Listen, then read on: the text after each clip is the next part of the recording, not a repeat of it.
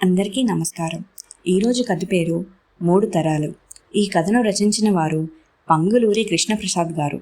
ఈ కథ 2025 మార్చిలో ఈనాడులో ప్రచురితమైనది. ఇక కథలోకి వెళితే, ఇల్లంతా సందడిగా ఉంది.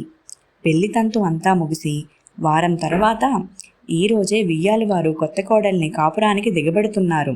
బంధువర్గం అంతా ఈ ఊరే కావడంతో హడావిడి ఎక్కువగా ఉంది. ఇంటికి వచ్చిన స్నేహితులను, దగ్గరి బంధువులను పలకరిస్తూనే ఏర్పాట్లన్నీ చేసేస్తుంది వసంత. వియ్యాల వారిని రిసీవ్ చేసుకోవడానికి భర్త రమేష్ స్టేషన్కి వెళ్ళాడు. అడిగిన వాళ్లకు సమాధానం చెబుతున్నా ఆమె మనసు అన్యమనస్కంగానే ఉంది. ఇంట్లో హడావిడిలాగానే ఆమె మనసు కూడా అలజడిగా ఉంది. దానికి కారణం ఈ పెళ్లి సందడి కాదు, పొద్దున జరిగిన సంఘటనే మనసులో మెదులుతూ కుదురు లేకుండా చేస్తోంది. అన్ని ఏర్పాట్లు పూర్తయ్యాయి. సమయం సాయంత్రం 4 దాటింది.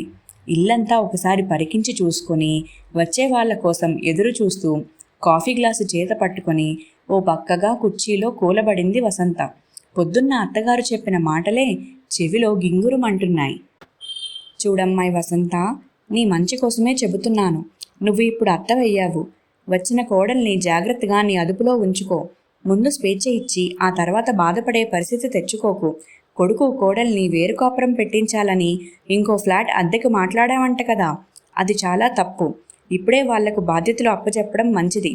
వదిలేసావనుకో, రేపొద్దున్న ముసలోళ్ళు అయ్యాక వాళ్ళ దగ్గరికి చేరినప్పుడు మీరు వాళ్ళకి బరువైపోతారు. మీ పొడ వాళ్లకు గిట్టకుండా పోతుంది. పెద్దదాన్ని ఎందుకు చెప్తున్నానో అర్థం చేసుకో. ఒక్కసారిగా షాక్తో నిలబడిపోయింది వసంత. మీ పెళ్ళైన మొదట్లో నేను మిమ్మల్ని వేరుగా ఉంచుదామనే అనుకున్నాను. అది అప్పట్లో కుదరలేదనుకో. ఇది తనకి తెలియని కొత్త విషయం. ఆమె చెప్పుకుపోతుంది. అది మా మంచికే అయ్యింది. అందరం కలిసి ఉండబట్టి నువ్వు బాధ్యతలకు అలవాటు పడ్డావు. ఈ ముసలితనంలో మమ్మల్ని చక్కగా చూసుకుంటున్నావు. నీ ముసలితనం కూడా ఇలాగే హాయిగా ఏ చీకు చింత లేకుండా సాగిపోవాలనుకుంటే వాళ్ళని వేరు కాపురం పెట్టించే ఆలోచన కట్టిపెట్టి అందరూ ఇక్కడే సర్దుకునే ఏర్పాటు చెయ్యి. జాగ్రత్త సుమి. ఆనాక చెప్పలేదనకు. అత్తగారు అన్న ఆ 4 మాటలు వసంత ఆలోచనల్ని ఒక్క కుదుపు కుదిపి పెరుగు చిలికినట్లు చిలికేశాయి. వసంతకు అత్తగారితో చెప్పుకోదగ్గ అభిప్రాయ భేదాలు ఇప్పుడు లేవు. ఆవిడ మాట వినకూడదని కానీ ధిక్కరించాలని కానీ ఆలోచన లేదు. పెద్దావిడ అంత అక్కరితో తన వృద్ధాప్య జీవితం గురించి ఆలోచించి అనుభవంతో సలహా చెప్పడంతో వసంత మనసులో సంఘర్షణ మొదలయ్యింది. అసలు కొడుకు పెళ్లి కాగానే వేరు కాపురం పెట్టించాలన్న ఆలోచన ఇప్పటిది కాదు.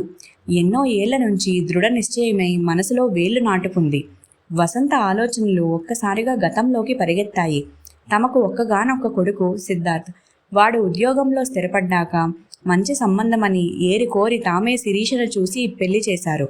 పెళ్లి చూపుల్లో చూసిన నాడే వసంతకు శిరీషలో తనను తాను చూసుకున్న ఫీలింగ్. ఇప్పుడంటే అన్ని పనులు సమర్థించుకుంటూ చేసుకుపోవడం, అవసరమైతే సర్దుకుపోవడం అలవాటైపోయింది. కానీ పెళ్ళై కోడలుగా అడుగుపెట్టిన తొలినాళ్లలో తానెంత ఇబ్బంది పడిందని, ఏం కోల్పోయిందని గుర్తుకు వచ్చింది. చిన్న చిన్న ఆనందాలకు కూడా ముఖం వాచిపోవాల్సిన పరిస్థితి. అత్తమామలకు తన భర్త రమేష్ ఒక్కడే కొడుకు. ఆదాయం విషయంలో ఇబ్బంది లేకపోయినా ఖర్చు పెట్టుకోవాలంటే కోడలు దుబరా మనిషి అని ముద్ర పడిపోతుందేమో అని భయం. భర్త సాయంత్రం 5:30కే ఇంటికి వచ్చినా వంటింట్లో పని పూర్తి చేసుకుని రాత్రి 9 గంటల తర్వాతే పలకరించుకోవడానికి వీలయ్యేది. నెలకొక్కనాడైనా ఓ సినిమా చూసి బయట భోజనం చేసి రావాలంటే పెద్దవాళ్ళు బయట తినరు. ఇంట్లో అన్నీ వండి వాళ్లకు అమర్చి వెళ్ళాలంటే సరదా చచ్చిపోయేది. నచ్చిన పని చెయ్యాలన్నా, టీవీలో నచ్చిన ప్రోగ్రాం చూడాలన్నా కూడా సాంప్రదాయాల పేరిట కనిపించని ఆంక్షలు అడ్డుపడుతుంటే ఊపిరి సలిపేది కాదు.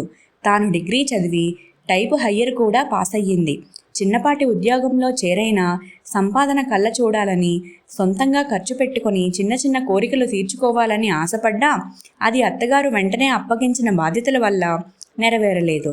అత్తగారు చెడ్డదేమీ కాదు, కానీ సాంప్రదాయ పద్ధతులకు భిన్నంగా ఆలోచించనిచ్చేది కాదు.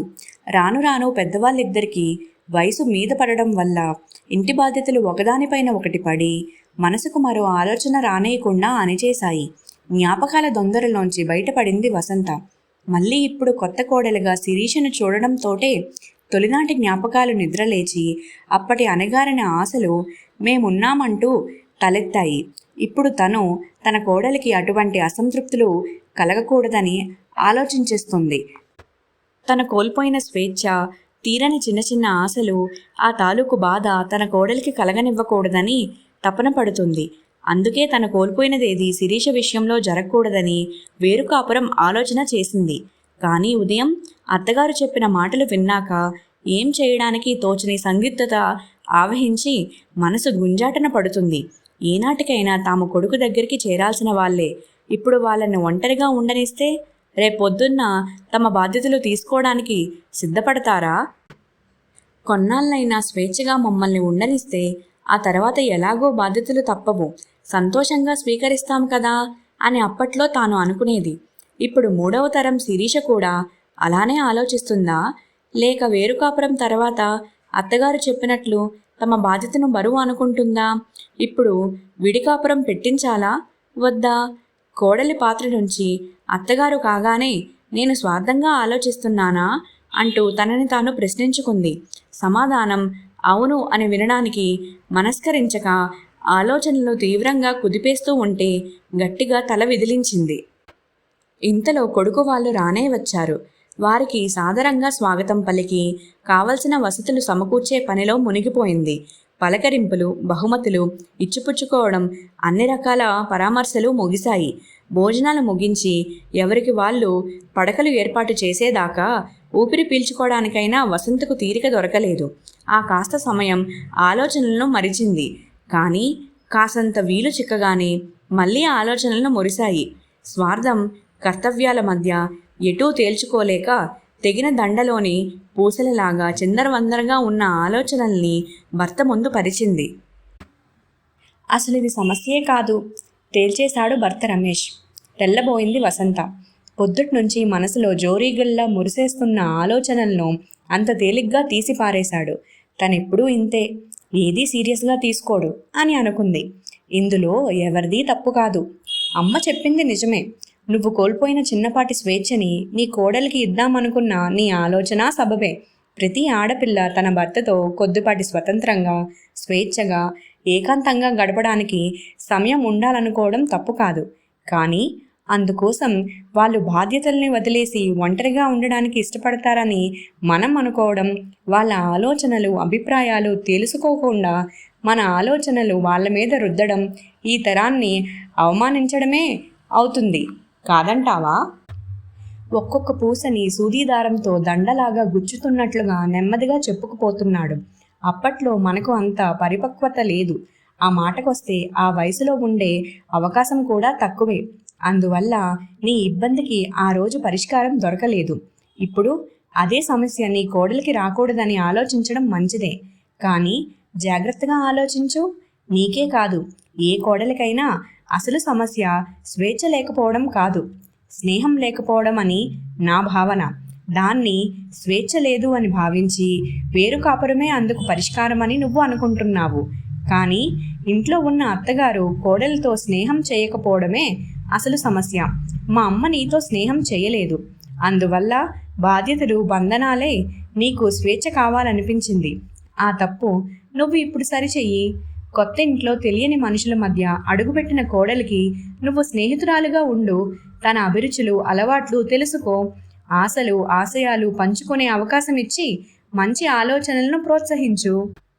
అలా ఉంటే ఏ కోడలు విడిపోయే స్వేచ్ఛ కోరుకోదు. కలిసుండడం వల్ల నువ్వు నీ అత్తగారిని ఎంత బాగా చూసుకుంటున్నావో గమనించి నేర్చుకుంటుంది. అప్పుడు వృద్ధ వయసులో రేపటి నీ భవిష్యత్తు ప్రశ్నార్థకం కాబోదు. వింటున్నావా లేదా అన్నట్టు ఒక్క క్షణం ఆగాడు. ఏదీ పట్టనట్టు కనిపించే అతని విశ్లేషణని అబ్బురుపడుతూ ముఖంలోకి చూస్తూ వింటోంది వసంత. నీ కోడలు తనకి తోచిన ఏ విషయమైనా మొహమాట పడకుండా నీ దగ్గర చెప్పగలిగేంత స్నేహంగా ఉండు. అప్పుడు నువ్వు పనిగట్టుకొని తనకి స్వేచ్ఛ ఇవ్వాల్సిన పని లేదు. తను స్వతంత్రంగా నీ దగ్గర స్వేచ్ఛ తీసుకోవాల్సిన, అసంతృప్తితో నీకు దూరంగా వెళ్ళిపోవాల్సిన అగత్యమూ ఉండదు వివరంగా చెప్పాడు.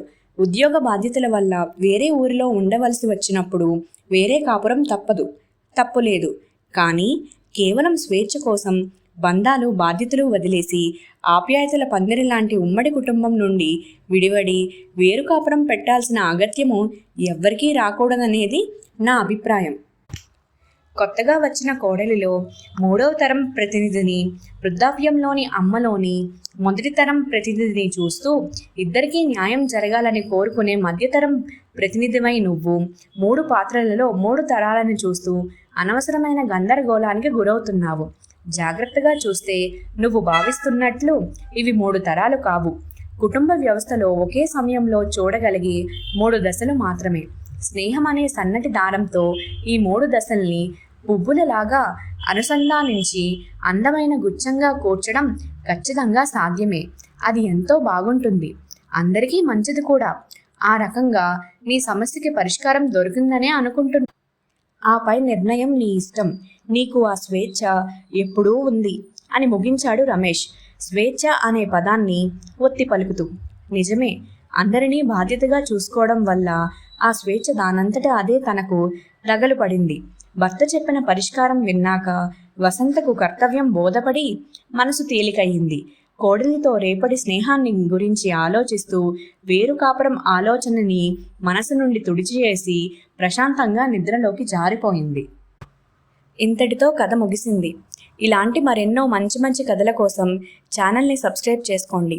మీరేమన్నా కథలు వినాలని అనుకుంటే కమెంట్ చేసి తెలియజేయండి.